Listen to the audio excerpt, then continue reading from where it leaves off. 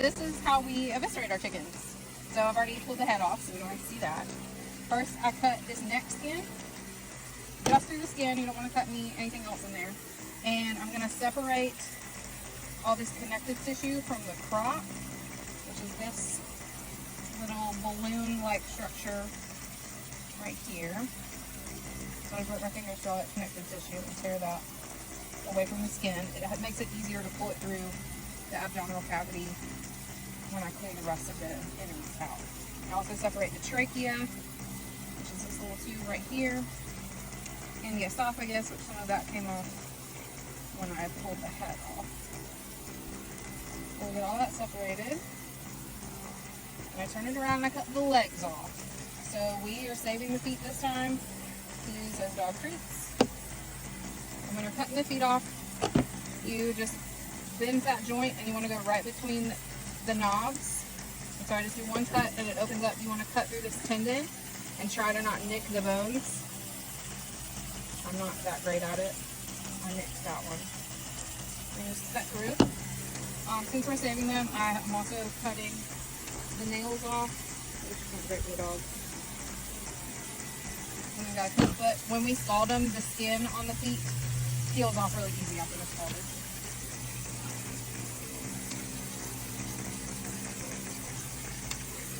Got 2 clean feet. Then I'm going to flip it over and cut this little gland off the tail. Supposedly it makes the meat taste bad if you don't cut it off, so we cut it off.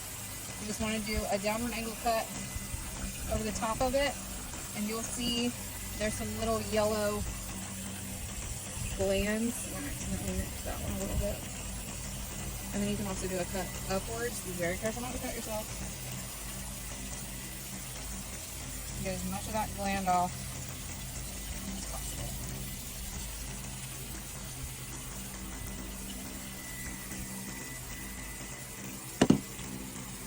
And I usually rip. If I mix the gland at all, I usually rinse it off.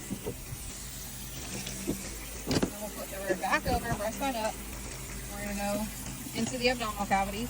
So you just pinch the skin above the vent, and you want to slice through just the skin, and then there's usually a fat layer. But you want to be careful not to cut any of the organs, because the intestines are going to be right there, and you just don't want to cut into those. I do a little cut, and then I pry it open with my hands to give my hands room to get in. And you want to go in and separate all that connective tissue that's surrounding the organs. So I just kind of slide my hand in and go around the inside of the cavity a couple of times to separate all that connective tissue.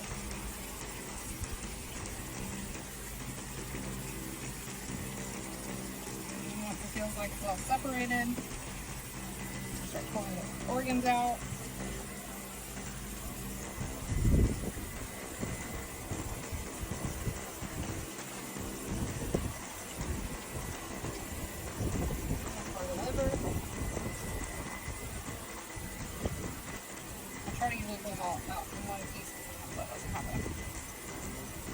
We've got the heart. We're saving the hearts this time for dog food. Liver, more liver. Saving that for dogs.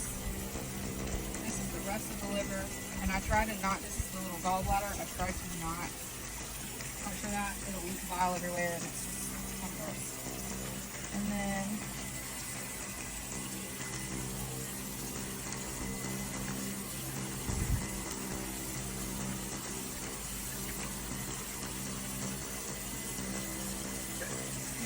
crop, the esophagus, and the trachea did not come through that way, so I'll just pull it out at the top. Trachea. So once you get all the insides out, you want to cut the vent off. And I try really hard not to nick the vent because that's where the poop comes out and that's the stress. So you cut down the side of the vent, and you'll see there's the little vent. And then we can come back to the other side and cut down the other side. And then I'm going to move back one last time and cut under to release it. And that's it. So we are also saving the gizzard, which is this organ right here. Separating it from the rest of the intestines. And that also will be kept for dog food. So the rest of the stuff, all the intestines, the vent, all goes into the trash bucket. So this is where the chicken's food goes, and the grit, and it grinds it up, kind of like, since they don't have teeth to chew their food, this is what chews their food for them. And so I just cut it, clean it out. You can see it's got grass and some little rocks in there, so it's not really chew their food. And just rinse all that stuff out. And that goes in that bucket to save. And then the last thing that sometimes is kind of difficult to get out are the lungs. They are embedded in the ribs. So you have to get your finger under them and kind of move around to try to separate them from the ribs. Some people use a spoon. I tried that one year, and it's easier with your fingers, in my opinion. So there's one lung. Do the same thing on the other side.